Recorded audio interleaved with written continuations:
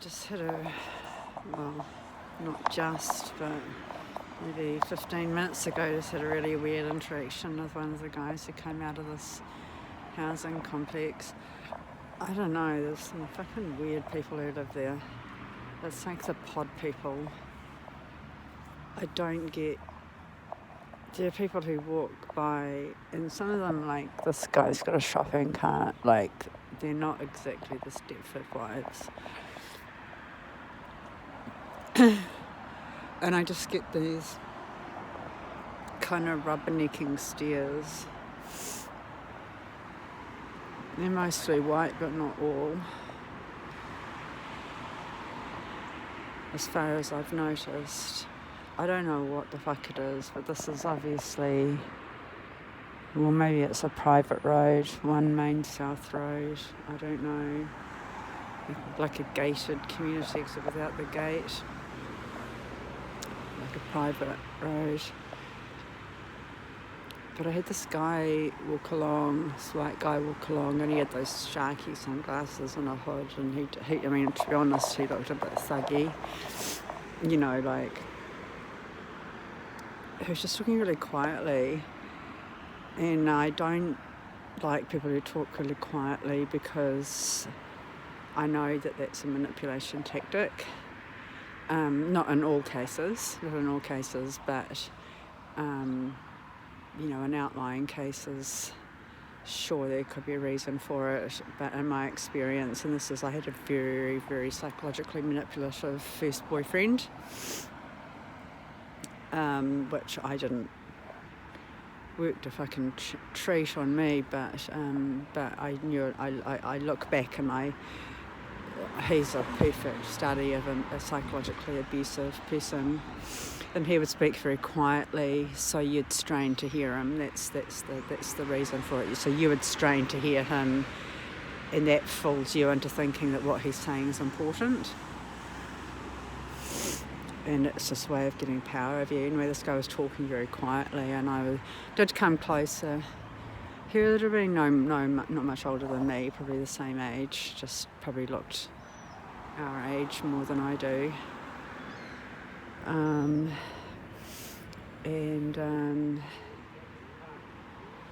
just got saying, sorry, I can't hear you. And he said, are you off the... He said, are you... God, it's like the League of Gentlemen. It's not the Extraordinary League of Gentlemen, the League of Gentlemen, the English series. It's like, are you local? That's quite funny.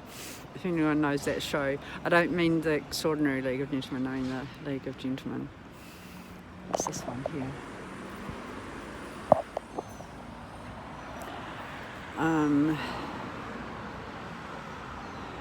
Yeah, and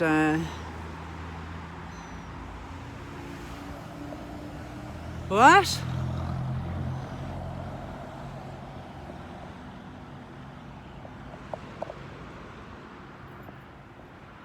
Yeah, that's him, yeah.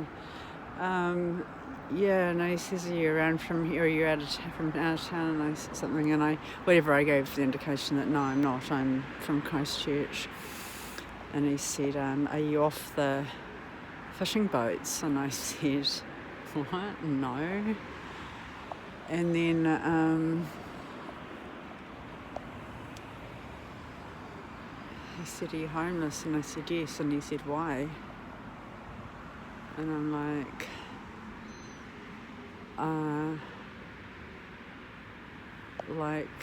Jesus Christ, I'm not getting into this with yet another person. Like, it's fucking complicated. So these pod people, but they're hooded pod people. They're really weird. They're like thuggy pod people.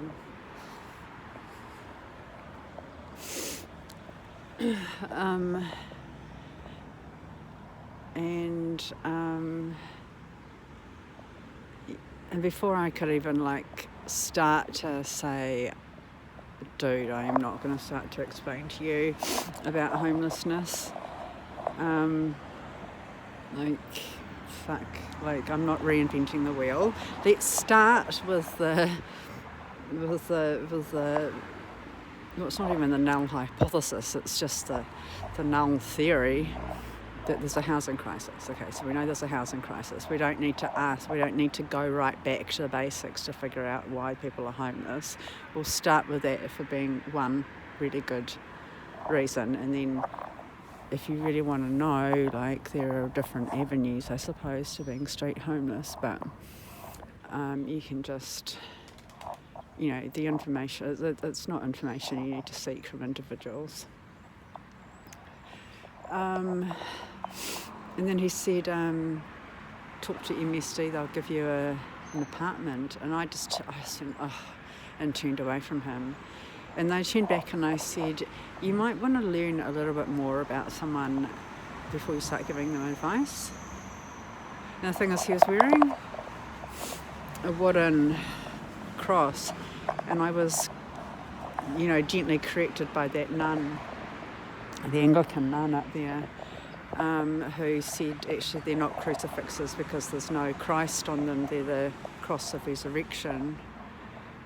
So it's when Jesus, So anyway, he had a similar, not as beautiful as hers, not as elongated and not inlaid with silver, but it was just weird. So he obviously, maybe it's sort of camp for the religiously insane, I don't know.